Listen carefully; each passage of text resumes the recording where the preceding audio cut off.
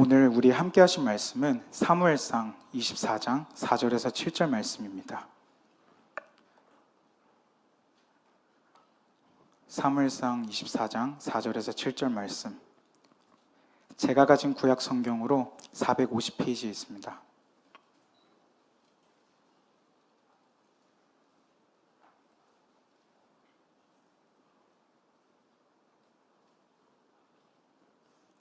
사무엘상 24장 4절에서 7절 말씀.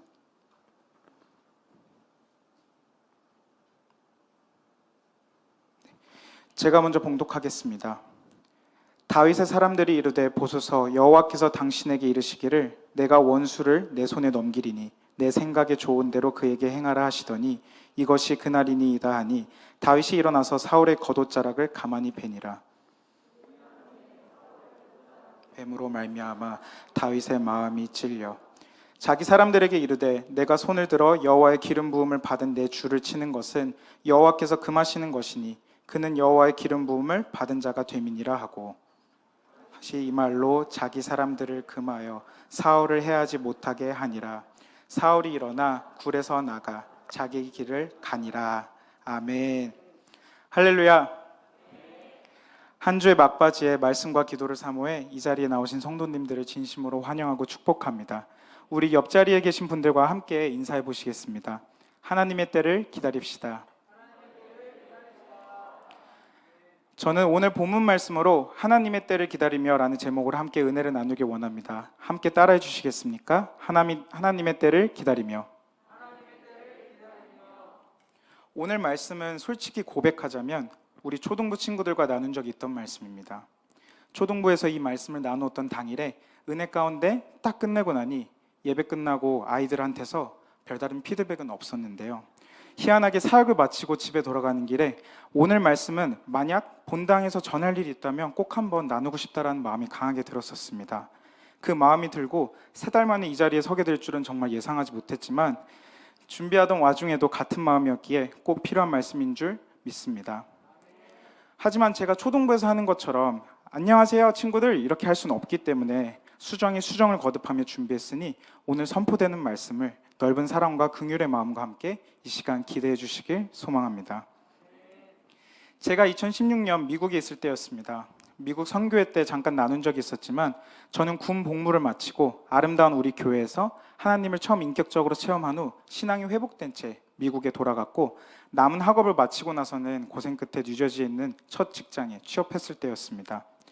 저에게 복음 다음으로 반갑고 설레는 소식이 들려왔습니다. 바로 다름 아닌 사랑하는 담임 목사님과 사모님께서 처음으로 뉴욕에 방문하신다는 소식이었습니다. 어느 정도로 반갑고 설렜냐면 제 부모님께는 죄송하지만 부모님께서 오셨을 때보다도 더 설레는 마음으로 기다렸던 것 같습니다.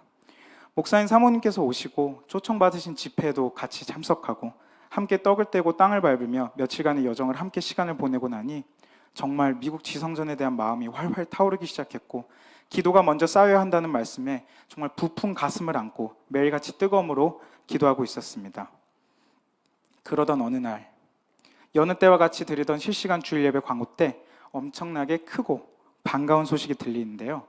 바로 독일 라이프치히에 선교센터가 세워진다는 기쁜 소식이었습니다.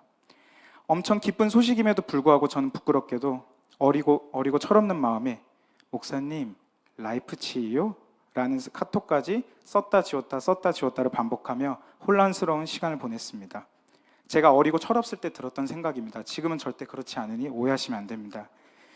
그리고 나서 그래 곧 그때가 올 거야 하고 1년이 지납니다. 1년이 지나고 나니 속으로 생각합니다. 이제 겨우 1년 지났어. 뭘 바울도 아라비아 광야에서 3년을 있었다는데 하고 나서 3년이 금방 흘러 2019년이 됩니다. 목사님께 연락드리면 재환아 미국 지성전 반드시 세워진다. 계속해서 기도하고 준비되거라. 이런 답장을 보내십니다. 시간은 계속 흐르고 2019년 말에는 이런 생각이 듭니다. 혹시 3년이 지났는데 3년이 아니라면 이스라엘 백성 중 한 명이 되어 광야 40년인 건가? 처음 미국에 돌아갔을 때에는 다니던 교회나 안 믿는 친구들에게 복음을 전할 때도 나는 한국에 있는 우리 교회가 이곳에 교회를 세우면 그곳에서 헌신하는 게 바로 내 꿈이야 라고 당당하게 말했었습니다. 하지만 그럴 때마다 들려오는 질문이 있습니다. 그래서 언제? 아직 기약은 없는데 세워질 거야 라고 믿음 좋은 척을 했지만 속으로는 불안한 목소리를 이렇게 생각했습니다. 나도 모르겠어. 4년 후에 미국 지성전에 대해 얘기하는 저에게 그 친구가 말합니다. 너 뜬구름 그만 잡고 이제 그만 얘기해. 언제 세워질지도 모르는데. 미국에서의 삶은 돌아보면 이렇게 계속해서 기다림의 연속이었던 것 같습니다. 제 신분의 해결을 바라던 영주권도 마찬가지였습니다. 들어간 지 근 2년쯤 지났을 때 기다리고 기다리는 시간이 참 고통스러웠는데요. 친구들에게 또 이야기합니다. 나 영주권 나오면은 한국 가서 푹 쉬다 올 거야. 그러자 같은 질문이 들려옵니다. 언제? 같은 대답입니다. 아직 기약은 없는데 곧 나올 거야. 그러면서 속으로 또 생각합니다. 나도 모르겠어. 혹시 성도님들께서도 비슷한 경험을 하셨던 적이 있으십니까?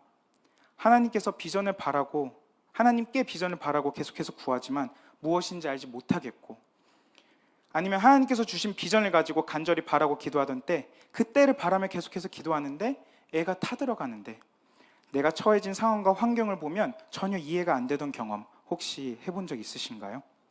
그런 상황 속에서도 하나님의 때를 기다리는 우리는 무엇을 기억하고 어떠한 태도를 보여야 하는지 오늘 말씀을 통해 다윗의 이야기를 보면서 함께 배워보길 원합니다. 본문 속 다윗은 사울이 자신을 죽이려 한다는 것을 알고 도망을 다니기 시작합니다. 다윗 입장에서는 이해가 안 되고 황당했을 것 같습니다. 골리앗을 무찌르고 사울이 세운 지휘관 자리에서 여러 전투에서 승리를 거둘 뿐만 아니라 왕에게 충성하던 그때 사울은 인정을 해주기는커녕 되려 죽이려 합니다. 도망친 다윗은 여러 곳에 전전하다가 엔게디 광야라는 곳에 숨게 되는데 이 소식을 들은 사울은 다윗을 잡으려고 군사 3,000명을 이끌고 그곳으로 쫓아갑니다. 엔게디 광야에 도착한 사울과 사울의 군대가 들염소 바위를 지날 때 급작스러운 생리적 충동이 사울에게 찾아오고 볼일을 보러 눈앞에 보이는 동굴로 숨어들기 시작합니다. 그 동굴은 바로 다윗과 그의 부하들이 숨어있던 동굴이었고 볼일을 보는 사울을 보며 다윗의 부하들은 드디어 때가 되었다며 흥분하기 시작합니다. 그도 그럴 것이 도망자 신세였던 다윗의 손에는 완벽하게 무방비 상태인 사울의 생명을 좌지우지할 선택의 칼이 바로 쥐어져 있었습니다. 그동안 서러운 순간들에도 다윗을 따르던 사람들이 아마 그 고요한 정막 속에서 마음속으로 하나님의 때를 생각하며 감사 찬양을 드렸을 것 같습니다. 사울이 볼일을 보고 있는 그 중요한 순간에 적막한 순간이에요. 여기서 칼만 휘두르면 자신들의 광야 생활도 끝이 납니다. 이 한 번의 칼 휘두름 속에 도망자 신세가 계속되냐 아니면 왕권이 손안에 바로 들어오느냐가 달려 있습니다. 눈 딱 한 번만 감고 휘둘렀으면 자기만 바라보던 부하들도 편해집니다. 본인도 편했을 텐데 그런 다윗은 모두의 예상이 빗나가는 말을 합니다. 다 같이 한번 읽어보겠습니다. 본문 6절 말씀입니다. 다 같이 시작. 자기 사람들에게 이르되 내가 손을 들어 여호와의 기름 부음을 받은 내 주를 치는 것은 여호와께서 금하시는 것이니 그는 여호와의 기름 부음을 받은 자가 됨이니라 하고, 다윗은 휘둘러야 될 이유가 휘두르지 말아야 할 이유보다 훨씬 더 많음에도 휘두르지 않습니다. 심지어 사울에게 본인의 충성심을 보여주고자 옷자락을 베어갔을 뿐인데 그조차도 내가 감히 어떻게 라는 생각에 마음을 찔려합니다. 오늘 이런 다윗의 선택을 보며 우리 첫째로 함께 읽어주시겠습니까? 시작. 우리는 하나님의 때가 주관적, 객관적도 아닌 주권적임을 깨달아야 합니다. 이전에도 다민 목사님께서 크로노스와 카이로스에 대해 가르쳐 주신 적이 있습니다. 크로노스와 카이로스는 헬라어 신약 성경에 나오는 시간을 뜻하는 단어인데요. 두 단어는 같지만 다른 시간을 뜻하고 있습니다. 크로노스는 우리 모두의 시계, 달력 등의 객관적 시간입니다. 2023년 1월 20일 현재 시간 21시 52분 이렇게 우리가 숫자로 표현할 수 있는 시간이고요. 모두에게 동일한 수평적, 물리적 시간입니다. 하지만 그런 객관성을 가지다 보니 이런 크로노스의 시간을 가지고 우리는 우리의 입맛대로, 우리의 생각대로 주관적 시간으로 변환시킬 수도 있습니다.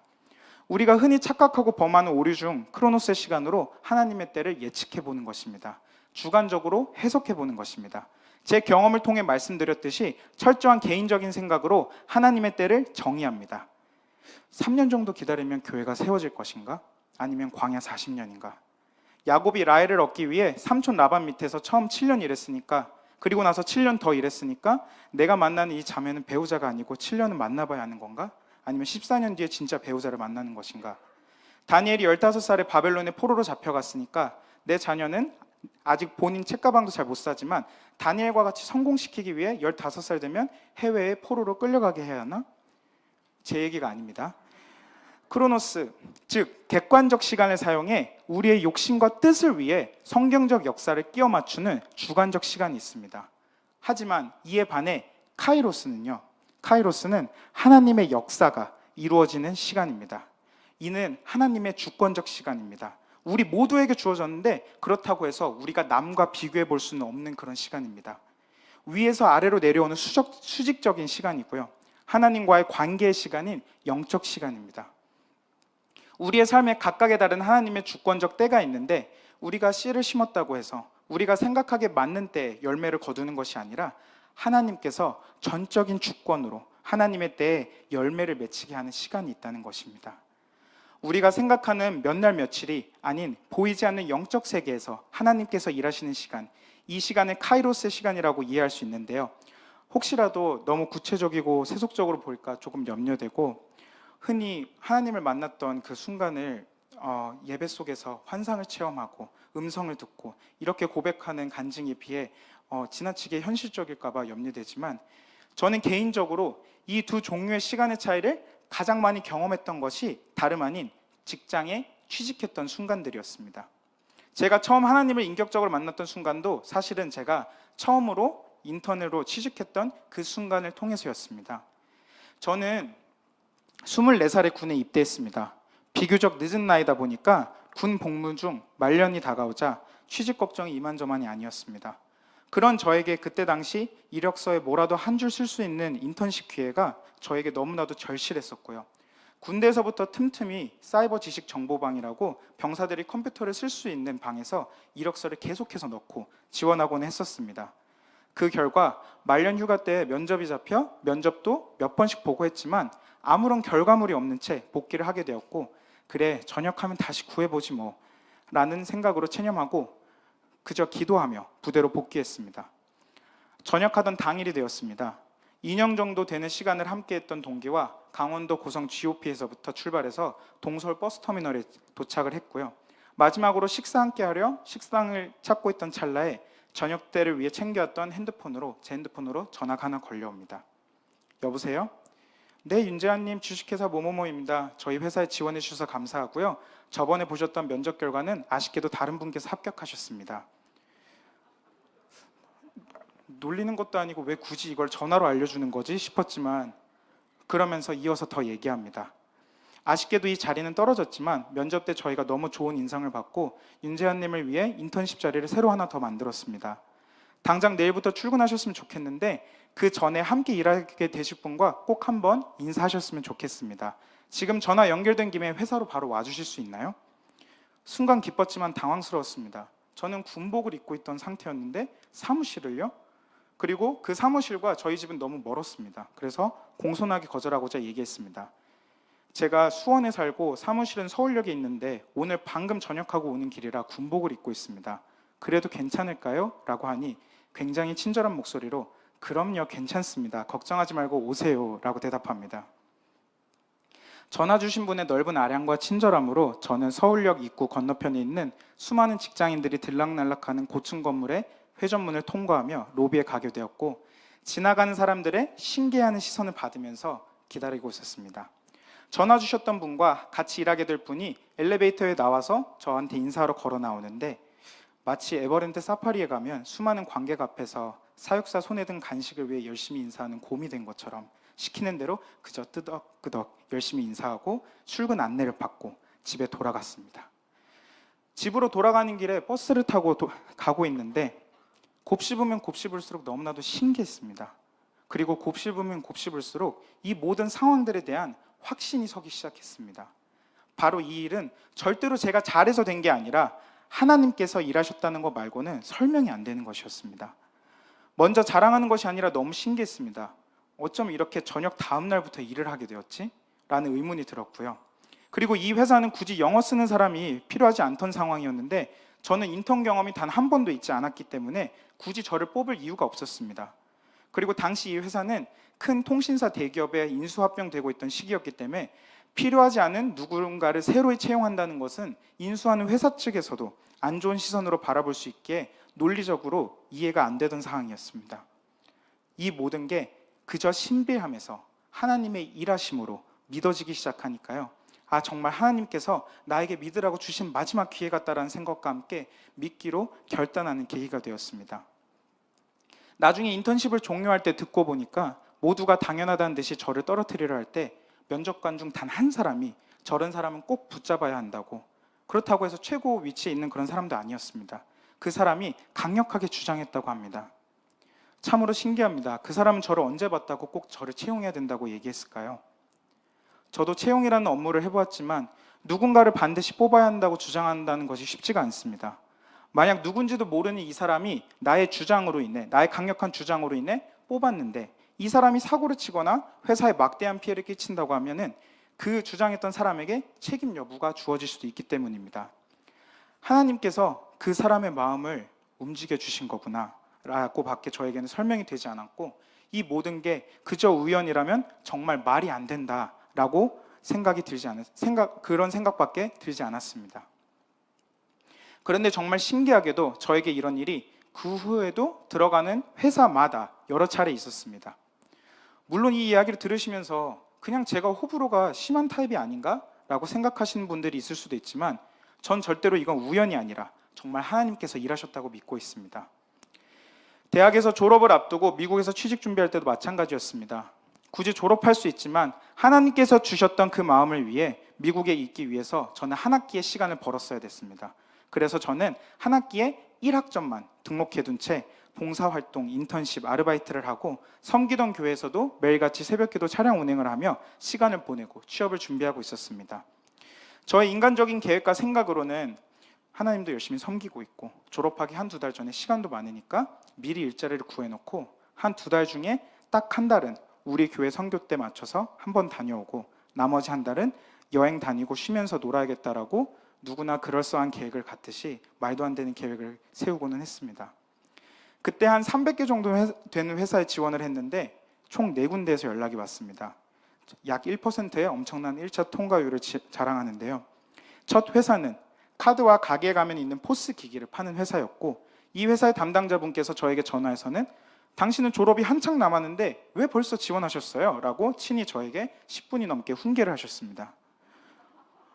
나중에 한 군데는 면접이 잡히고 버스표까지 끊고 면접을 준비하기 좀 더 자세히 알아보니 다단계 회사였습니다. 잘은 기억 안 나지만 이렇게 써져 있었습니다. 당신이 일하는 만큼 벌고 싶으신가요? 직장에서 상사의 눈치를 안 보고 근무하고 싶나요? 우린 모두에게 평등한 기회를 제공합니다. 혹시라도 취업을 준비하시는 분들이 계신다면 이런 공고는 고민도 하지 마시고 넘기시기 바랍니다. 그리고 나서는 UN이라는 곳에서 전화 면접이 잡혔습니다. 너무 가고 싶었던 곳이고 유명한 곳이라서 목사님께도 따로 연락드려서 기도를 부탁드리고 모든 시나리오를 다 짜놓고 기다리는데 전화가 울리자마자 받자마자 갑자기 눈앞이 새하얘집니다. 원고가 보이질 않습니다. 잘은 기억 안 나지만 질문이 Are you good at writing? This position requires good writing skill. 혹시 당신은 글쓰기를 잘하십니까? 이 직무는 좋은 글쓰기 능력을 요구합니다 라는 질문이었는데 Of course! 라고 해도 모자랄 판에 저 정말 잘할 수 있습니다 라고 패기 넘치는 답변을 해도 모자랄 판에 순간 너무 양심이 찔려서 I think I'm okay. 제 생각에는 나쁘진 않은 것 같아요 라고 너무 솔직하게 답변했다가 당일날 탈락 이메일을 받았습니다. 졸업하기 3주 전이었습니다. 나머지 한 군데는 한인 회사였습니다. 면접 도중 면접관 분께서 저에게 질문하십니다. 윤재환님께서는 본인의 장점이 뭐라고 생각하시나요? 전 대답했습니다. 노력과 끈기입니다. 그러자 그분이 얘기하십니다. 근데 그게 장점이라는 분치고 윤재환님의 성적은 그 장점이 딱히 부각이 안 되네요. 자기 장점을 잘 모르시는 분이신가요? 라고 지능적으로 비꼬는 코멘트를 듣고 면접이 끝날 때까지 어버버버버 하다가 돌아왔습니다. 전 공부를 잘하진 않고 성적 자랑을 해본 적도 없지만 모욕을 당할 정도는 아니라고 생각했는데요. 그렇게 마음이 너무 상하고 뜻대로 계획대로 안 되던 찰나에 기도하던 어느 새벽 기도날 기도하다 지쳐 제가 왜 이렇게 마음이 상한지가 이해가 안 되는 것입니다. 그러면서 깊게 묵상해보니 취직하겠다고 일을 크게 벌려놓고 한국에 돌아갈 생각에 저의 개인적인 욕심 때문에 조급하고 마음 상해했다는 것이 깨달아지기 시작하고 회개했습니다. 하나님의 뜻과 계획이 우선시되는 것이 아니라 이 상태로 취직 못하고 돌아가면 너무 창피할 것 같은데 라는 생각에서 제 욕심이 생겼다는 것을 깨닫고 회개하고 나니 모든 것을 내려놓고 제 기도를 바꾸었습니다. 하나님, 이곳에 뜻이 있거든 저에게 직장을 허락하시고, 아니면 원래도 한국에 돌아가서 따뜻한 집밥 먹고 살고 싶었으니까 기쁜 마음으로 돌아갈게요 라고 고백하니 하나님께서는 정말 마음을 따스하게 해주신 듯한 평안한 마음과 함께 감사를 되찾을 수 있었습니다. 그리고 그 당일 저녁에 저를 지능적으로 비꼬던 면접관 분이 계시던 회사에 본사에서 갑자기 전화가 옵니다. 그 본사에서 연락이 와서 면접이 잡히고, 이때도 대다수의 면접관들이 반대했지만 딱 한 분의 강력한 주장으로 취직이 되었습니다. 이 회사가 제가 4년 반을 일하고 영주권을 제공받고 나중에 한국으로 돌아오게 되는 그런 회사였습니다. 제가 예상했던, 인간적으로 계획했던 모든 것이 무너지고 하나님의 주권적인 타이밍에 그 하나님께서 일하심을 볼 수 있는 때, 모든 것이 하나님이 제공해 주셨다고 밖에 설명이 안 되는 시간을 저는 체험했습니다. 하나님의 때가 철저히 주권적이고 우리의 생각과 다르다는 건 본문 속 다윗을 통해서도 볼 수가 있습니다. 우리가 잘 아는 다윗은 긴 무명 시절을 거친 대표적인 인물 중 하나지요. 하나님의 때를 알고 신뢰하고 삶을 통해 나타냈던 다윗을 통해 우리는 다음과 같은 생각을 가져야 되는데요. 그런 의미에서 둘째로 함께 읽어주시겠습니다. 시작. 하나님의 때를 기다리는 사람들은 하나님의 계획을 신뢰함으로 인내할 수 있어야 합니다. 저는 이 두 번째 대지에 대해 설명을 시작하기 전에 제가 많은 인사이트를 받았던 한 하나님의 창조물에 대해서 한번 설명드리고 싶습니다. 갑자기 웬 창조물, 갑자기 웬 동물인가 싶으실 수 있지만 하나님께서 지으신 새 종류 중에 정말 멋진 새가 하나 있습니다. 바로 알바트로스라는 새입니다. 사진 잠깐 띄워주시겠습니까? 이 새는 양 날개를 펼치면 최대 길이가 약 3m가 넘는다고 합니다. 거대한 날개를 가진 이 새의 별명은 안타깝게도 바보새입니다. 큰 날개를 가졌으면 능력이 뭔가 있을 법도 한데, 다음 사진 띄워주시겠어요? 이 새가 바보새라고 불리는 이유는 지능이 낮아서가 아니라 날개가 너무 커서, 사진에 보이다시피 땅에서는 날개를 질질 끌며 걸어다니고, 또 그 큰 날개 때문에 다른 새와는 달리 제자리에서 이착륙이 안 되기 때문에 붙은 별명입니다. 참새 같은 새는 날개가 작다 보니까 파다닥 하고 날아오르고 바로 내려올 수 있지만, 이 새는 날개가 너무 커서 그게 불가능한 것입니다. 하지만 이 새가 다른 새들과 유별나게 다른 점이 굉장히 매력적입니다. 보통 비바람과 폭풍우가 갇히면 다른 새들은 이를 피해서 숨게 되지만, 알바트로스는 숨지 않고 당당하게 절벽에 서고 바람이 거세질수록 바람에 몸을 맡기며 절벽에서 뛰어내린다고 합니다. 다른 새들이 숨게 되는, 폭풍우 치는 그때 거센 바람에 목숨을 잃을까 두려워 비행이 불가능한 그때가 이 새에게는 비상할 수 있는 아주 좋은 기회인 것이고, 그 큰 날개는, 바보처럼 불리던 그 큰 날개는 활공을 위해 가장 최적화되어 있는 날개가 되는 것입니다. 이 새는 한 번 날기 시작하면 6일 동안 한 번의 날갯짓도 없이 날 수 있다고 합니다. 알바트로스는 세상에서 가장 멀리, 가장 높이, 가장 오래 나는 새라고 알려져 있는데요. 그 이유는 강한 바람을 이용하여 바람의 높낮이와 기류를 파악해서 비행하기 때문입니다. 다윗은 아주 오랜 기간을 인내함으로 견디고 하나님께 순종했던 인물입니다. 어려서부터 아무도 알아주지 않았습니다. 아버지에게도 형제에게도 소외받고 홀로 외로이 목동으로 시작했던 다윗에게 어느 날 왕이 될 거라고 선지자가 와서 기름을 붓는 사건이 발생합니다. 다윗은 인생에서 총 3번의 기름 부으심을 경험하는데요. 첫 번째는 사무엘이 왔을 때였습니다. 사무엘상 16장 13절 말씀입니다. 함께 읽으시겠습니다. 시작. 사무엘이 기름 뿔병을 가져다가 그의 형제 중에서 그에게 부었더니 이날 이후로 다윗이 여호와의 영에게 크게 감동되니라. 사무엘이 떠나서 라마로 가니라. 이때가 하나님께서 다윗을 왕으로 삼으시고 싶어하다는 뜻이 다윗에게 처음으로 전달되었던 그 순간입니다. 그리고 그 순간이 전달되자 그 하나님의 때를 다윗이 기다리기 시작하던 때입니다.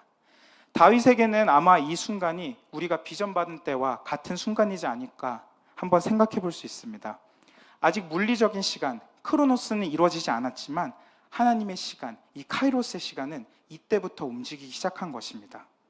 이 첫 번째 기름 부으심과 두 번째 기름 부으심 사이에 정말 많은 일이 일어납니다. 사무엘상 17장부터 시작해서 다윗은 골리앗과 맞서 싸우고 물리치며 사울 왕이 이를 보고 군대 최고 위치에 서서 여러 전투를 다니며 싸우는 전쟁마다 승리를 거둠으로 성공하고 잘 나가면서 승승장구했을 때였지만 사울 왕이 이를 보고 갑자기 상황이 급변하기 시작합니다.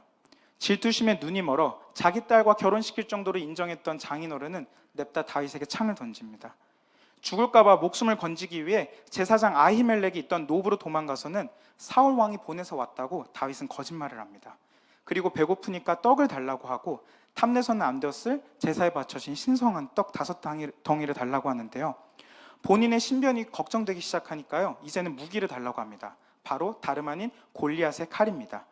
너는 칼과 창과 단창으로 내게 나아오거니와 나는 하나님의 이름으로 내게 나아오노라 라고 위험하게 선포했던 때는 언제고, 골리앗의 칼이 보이니 낼름 챙겨갑니다.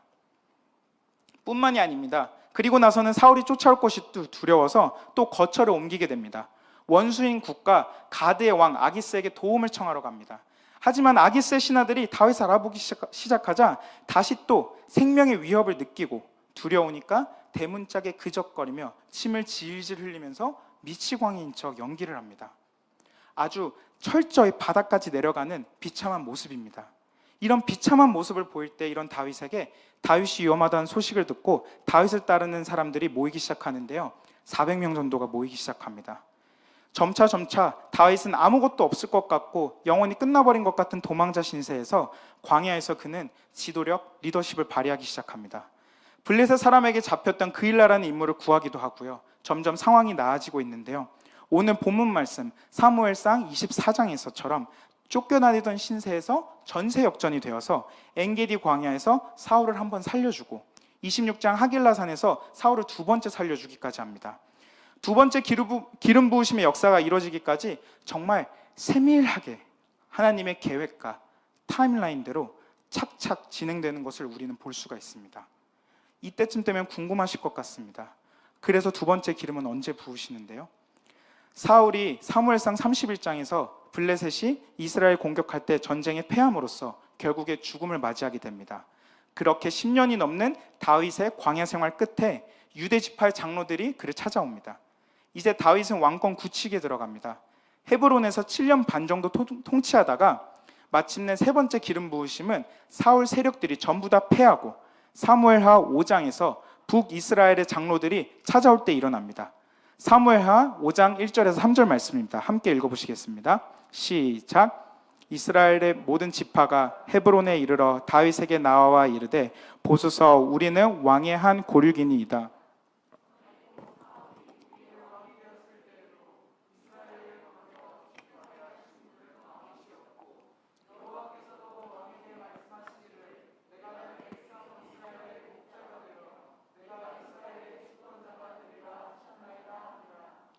이에 이스라엘 모든 장로가 헤브론에 이르러 왕에게 나아오매 다윗 왕이 헤브론에서 여호와 앞에 그들과 언약을 맺으며 그들이 다윗에게 기름을 부어 이스라엘 왕으로 삼으니라. 아멘. 여기서 말하는 고륙은 야곱을 조상으로 하는 동족관계, 즉 이스라엘 사람을 가리키는 말이고요. 다윗은 하나님 여호와를 섬기는 이스라엘의 형제로서 기록된 말씀에 의해서도 딱 적합한 사람이었습니다. 말씀에 기록된 대로 다윗은 이스라엘인, 내국인이었기 때문에 왕으로서 첫 번째 조건을 갖췄고요.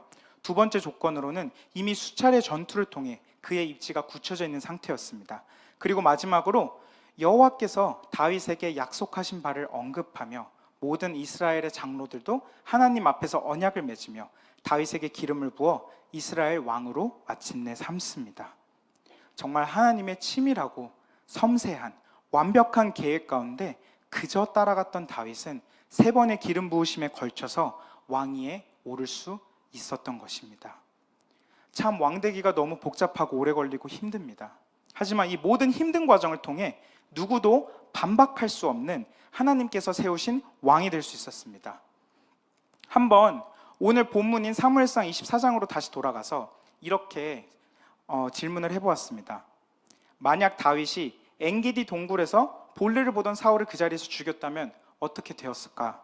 한번 묵상을 해보았습니다. 본인 때문에 따르는 사람들과 가족들 생각도 났을 것입니다. 많은 사람들을 책임져야 한다는 그 중압감이 장난이 아니었을 것입니다. 만약 다윗이 그래, 그동안 고생 많았지, 내가 꽃길만 걷게 해줄게 하고 칼을 휘둘렀다면 왕위에는 좀 더 빨리 올랐을지도 모릅니다.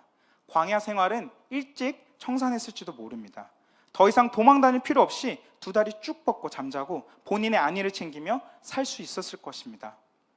하지만요, 모든 장로가 인정하는 왕은 될 수 없었을 것입니다. 게다가 다윗은 사울 왕조차도 인정한 왕 후보였습니다. 그 사건으로 인해서요. 첫 번째, 엔게디 동굴에서 자신을 살려준 사울 왕이 회개하며 다윗에게 외칩니다.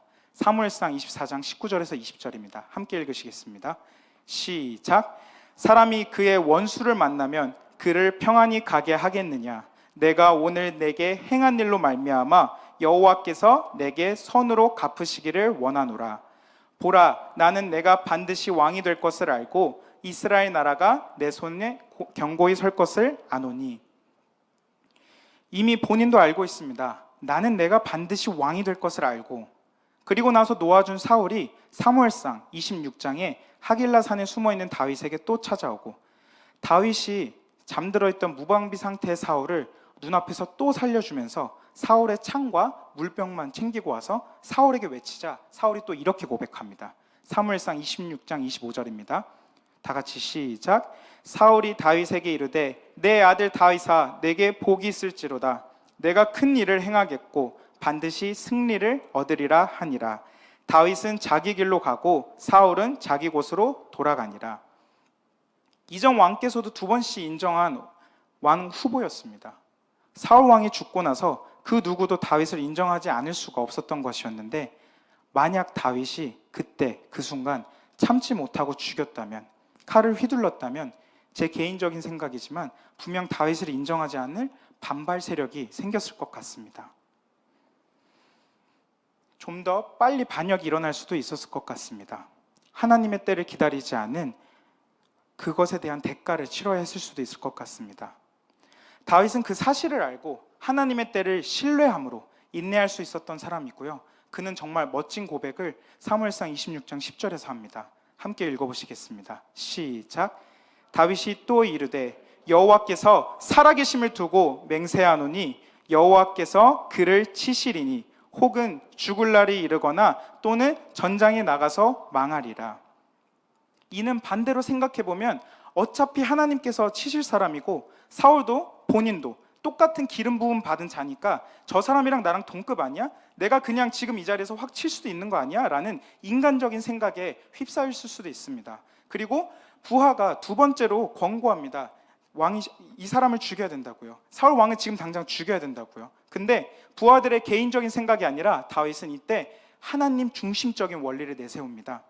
사울의 겉옷자락을 벤 것만으로 양심의 찔림을 받는 다윗은 그분의 손에 모든 것을 맡긴 사람이었고요. 이 결정은 기회를 낭비하는 바보 같은 행동이 아니었습니다. 결국 하나님께서 더 기뻐하시는 행동이었습니다.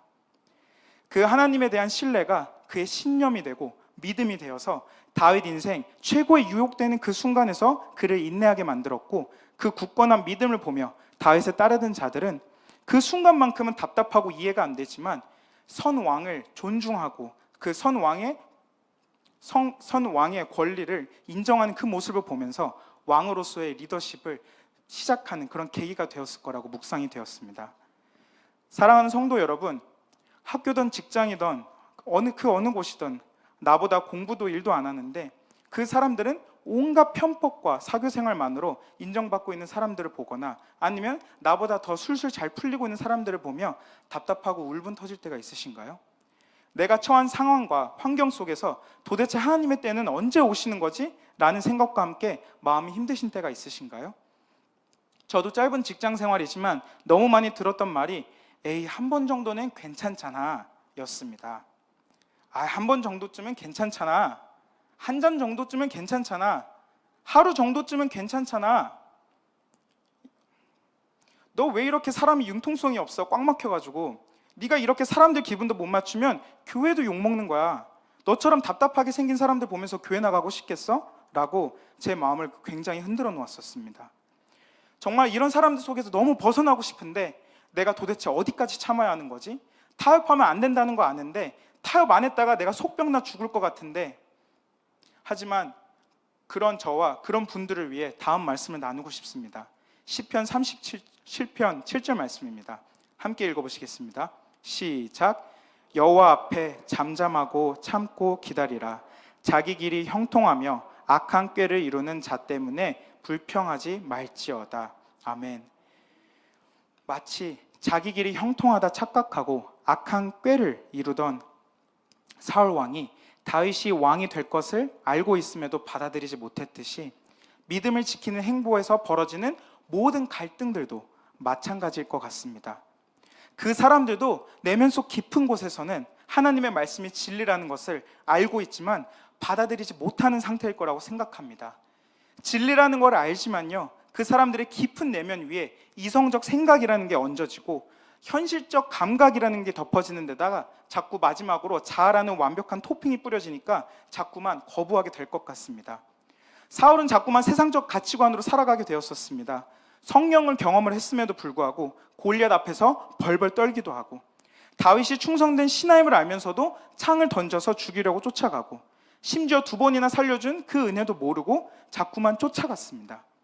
하나님, 죄송한데 저에게 내려놓으시라고 하는 이거 포기하면 저 끝나요. 하나님, 지금 기도하는 이 기도 제목 지금 빨리 안 들어주시면 제 인생 끝나요. 저는 돌아보면 단 한 가지도 당연시 되는 것이 없는데 하나님의 축복을 잘 누려왔음에도 불구하고 제 친구가 저에게 그래서 언제 교회 세워지는데? 라고 물어봤을 때 믿음으로 당당하게 선포했던 못했던 그 지난 날이 너무나도 후회가 됩니다.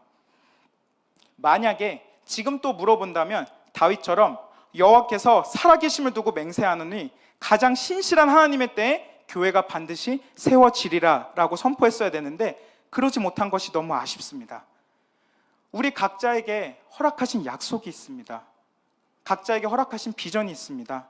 하나님께서 일하시는 각자의 때가 분명히 있습니다.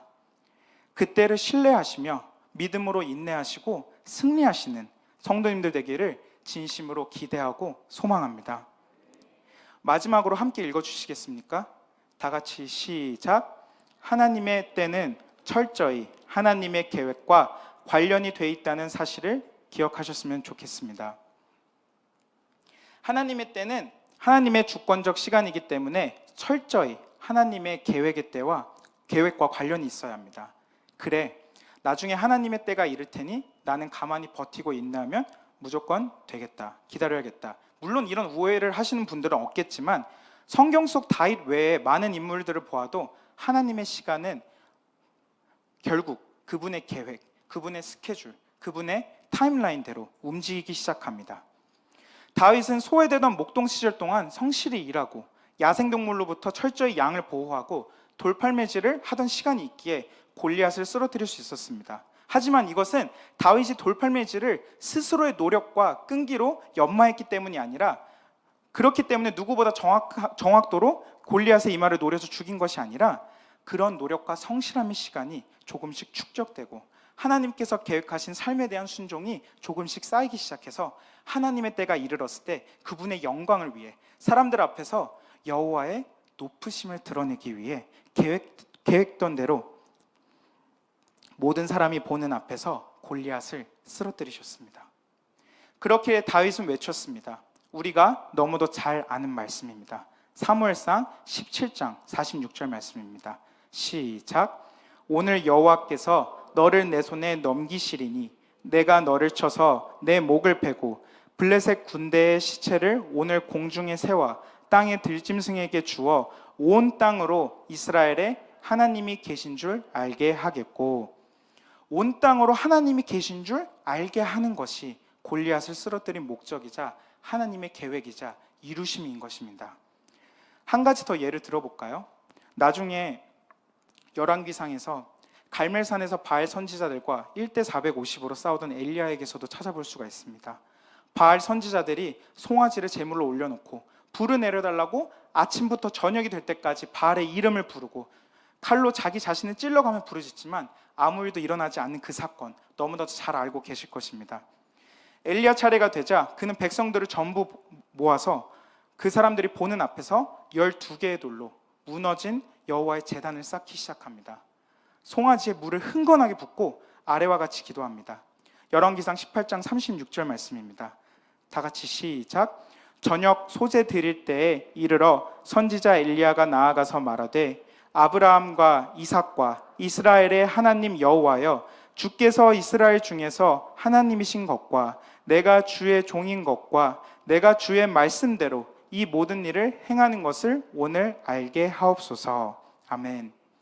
그러자 물이 흥건하게 부어져 있던 물이 열 때문에 전부 증발할 정도로 큰 불이 내려옵니다. 이를 본 이스라엘 백성들이 하나님의 이름을 높이는 사건이 기록되어 있습니다. 엘리야도 갈멜산 사건이 있기 전까지 시냇가에 숨어서 시냇물을 마시면서 까마귀들이 가져다 주는 떡과 고기를 먹으며 그 시냇물이 가뭄으로 인해 마를 때까지 기다립니다. 한참이 지난 후에야 하나님께서 부르신 대로 그 부르신 뜻에 부응하여 아합 왕을 찾아가서 바알 선지자들과의 대결을 펼칠 수 있었습니다.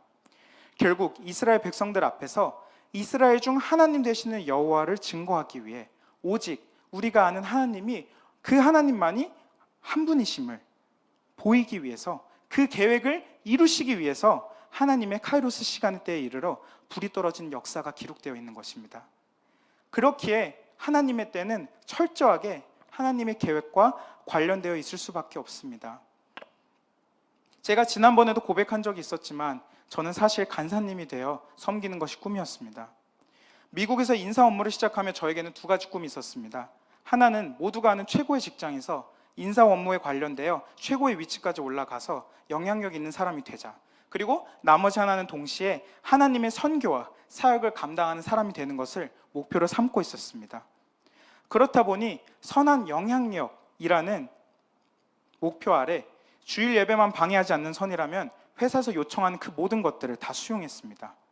일주일 168시간 중 주 120시간씩 일하던 때가 종종 있었습니다.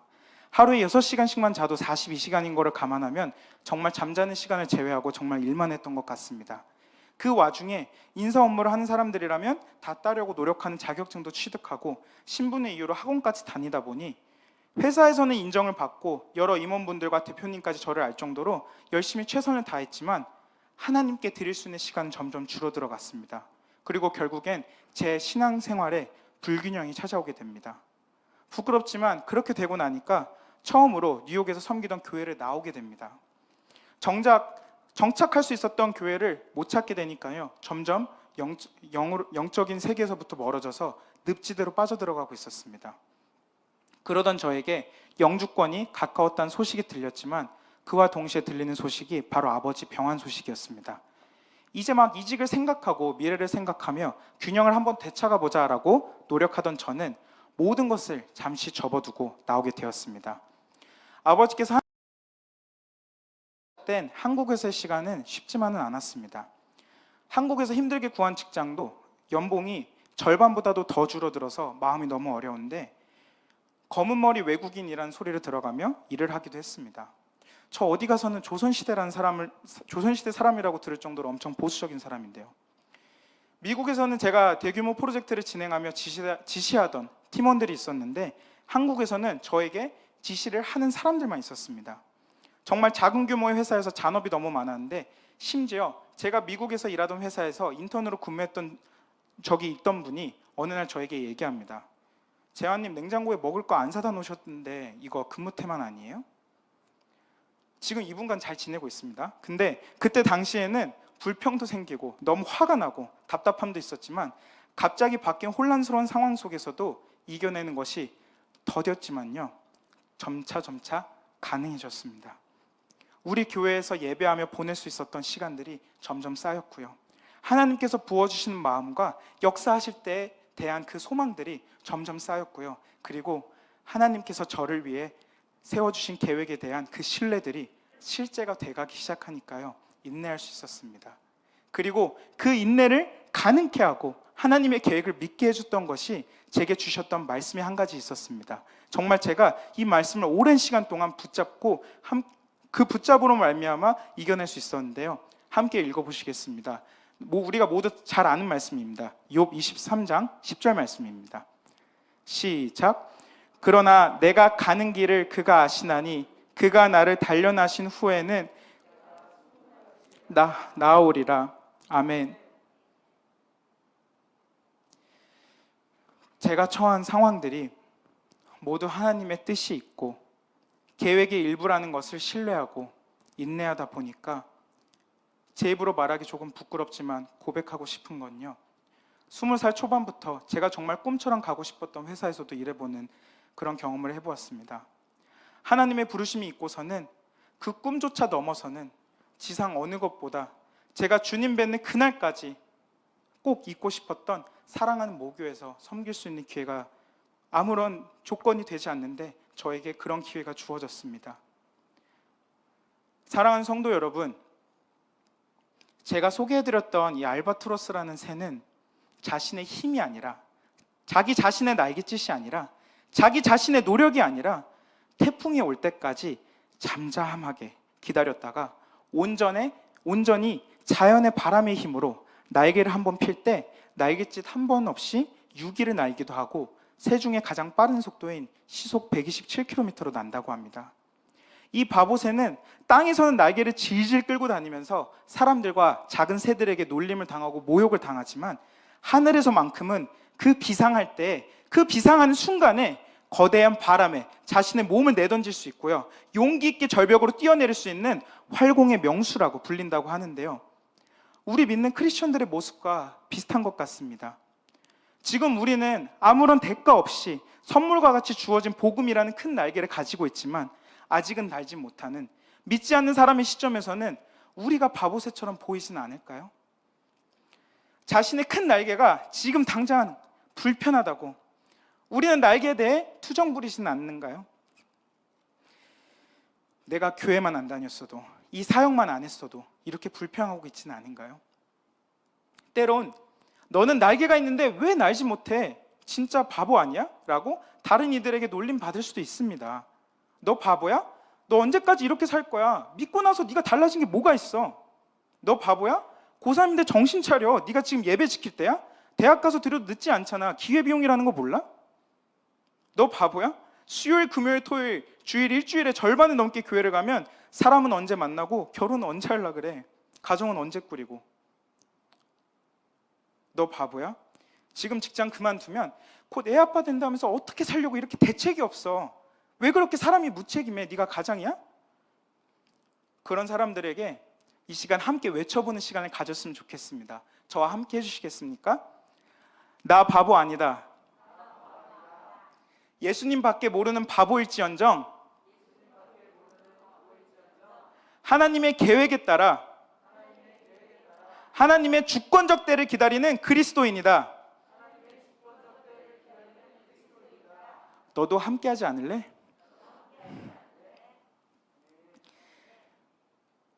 사실은 날지 못하는 게 아니라 아직 날 수 있는 때가 안 온 것입니다. 아직 바람이 불지 않았습니다. 이러한 때가 답답해 보일 수도 있습니다.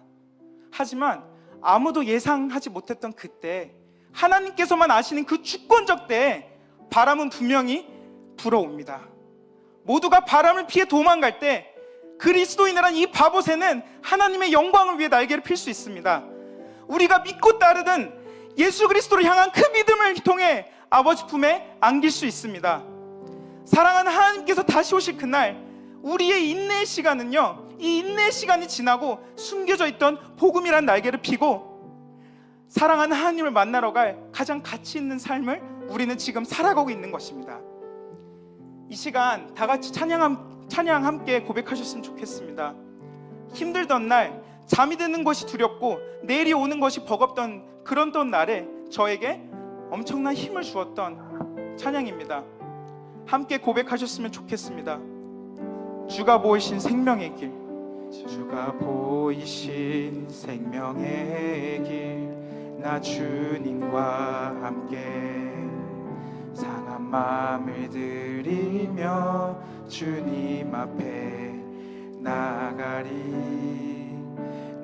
의로움이 되신 주 그 이름 예수 나의 길이 되신 이름 처음부터 고백해 보시겠습니다. 주가 보이신 생명의 길 주가 보이신 생명의 길 나 주님과 함께 상한 마음을 들이며 주님 앞에 나가리 나의 의로움이 되신 주 그 이름 예수 나의 길이 되신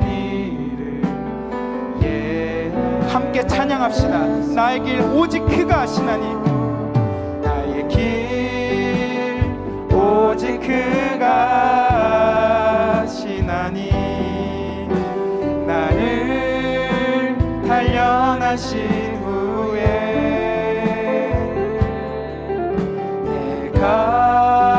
내가 정금같이 나올 처음부터 함께 고백해 보시겠습니다. 주가 보이신 생명의 길 주가 보이신 생명의 길 나 주님과 이 시간 상한 마음을 드립시다. 마음을 드리며 주님 앞에 나가리 나의 의로움이 되신 주 그 이름 예수 나의 길이 되신 이름 나의 길 오직 그가 아십니다. 나의 길 오직 그가 아시나니 나를 단련하신 후에 내가 정금같이 그때가 분명히 찾아옵니다. 나 한 번 더 고백하시겠습니다. 나의 길 오직 그가 아시나니 나의 길 오직 그가 아시나니 나를 단련하신 후에 내가 정금같이 우리 함께 목소리 높여서 이 시간 다 같이 찬양해 보시겠습니다. 나의 길 오직 그가 아시나니 나를 단련하신 후에 내가 정금같이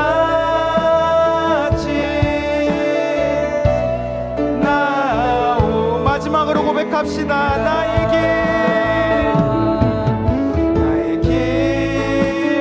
오직 그가 아시나니 나를 단련하신 후에 내가 정금같이 우리 이렇게 나오게 되실 주님을 신뢰하며 이 시간 다 같이 찬양합시다. 주로 인해 내 삶이 변화되고 나를 통해 이 세상이 아름다워지도록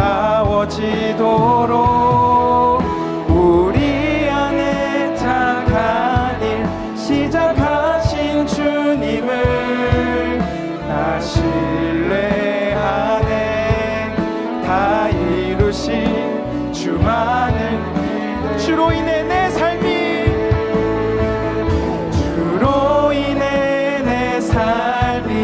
변화되고 아멘 나를 통해 이 세상이 아름다워지도록 우리 안에 착한 일 시작하실 주님을 나 신뢰하네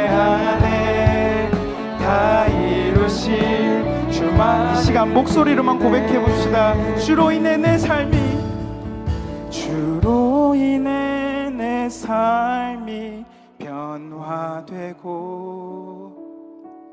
나를 통해 이 세상이 아름다워지도록 네 안에 착한 일 시작하신 주님을 신뢰하십니까? 신뢰하네. 다 이루실 주만을 기대해. 이 시간 다 같이 기도합시다. 오늘 저는 다윗의 이야기를 통해 하나님을 때를 기다리는 삶에 대해 나누었습니다. 하나님을 기다리는 사람은요, 하나님의 때가 주권적임을 기억해야 합니다. 그렇게 말씀드렸고요. 우리는 그렇기에 하나님의 때는 하나님의 계획이 관련이 되어 있기에 그 계획을 인내함으로, 신뢰함으로 인내할 수 있어야 한다고 제가 말씀드렸습니다. 이 시간 우리 함께 이렇게 기도해 보셨으면 좋겠습니다. 하나님의 때에 오늘 배운 우리, 하나님의 주권적인 시간을 기대하고 하나님을 신뢰함으로써 계속해서 인내하기로 결단하게 해달라고 다 같이 기도해 봅시다. 마지막 때, 폭풍에 가까워지는 이때 하나님의 계획을 알고 따라가는 우리 되게 해달라고 다 같이 주어진 말씀을 두고 주의 이름 3번 부르시고 다 같이 전심으로 합심으로 이 시간 기도해 보시겠습니다. 주여